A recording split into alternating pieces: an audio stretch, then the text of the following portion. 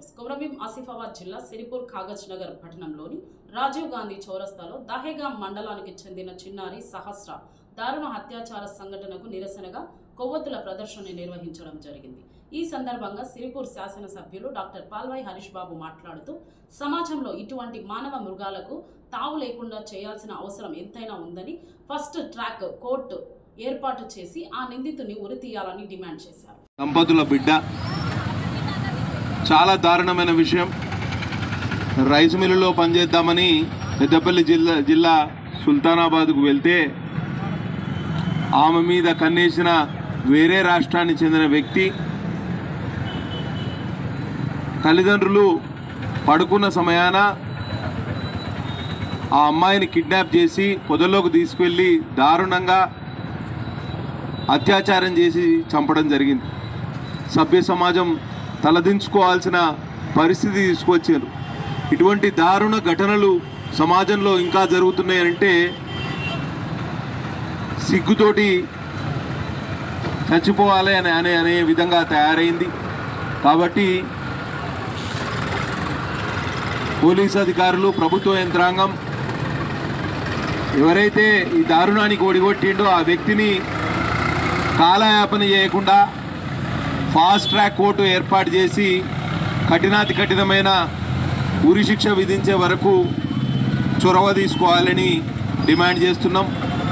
అట్లనే ప్రభుత్వం కూడా ఆ కూలీ చేసుకునే దంపతులను కుటుంబాన్ని కూడా ఆదుకోవాలని డిమాండ్ చేస్తున్నాం। తప్పకుండా యువత పడ్డది అనే విషయం మరొకసారి రూఢి అయింది। కాబట్టి అన్సేఫ్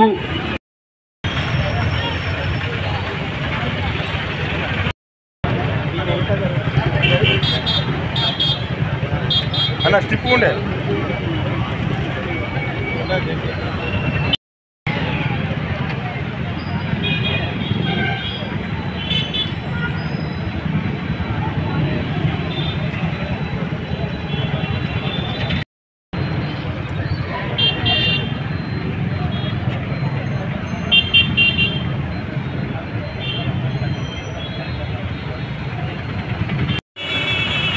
సుల్తానాబాద్లో ఒక రైస్ మిల్లులో నిన్న జరిగిన దారుణ ఘటన సభ్య సమాజాన్ని తలదించుకునేలా చేసింది।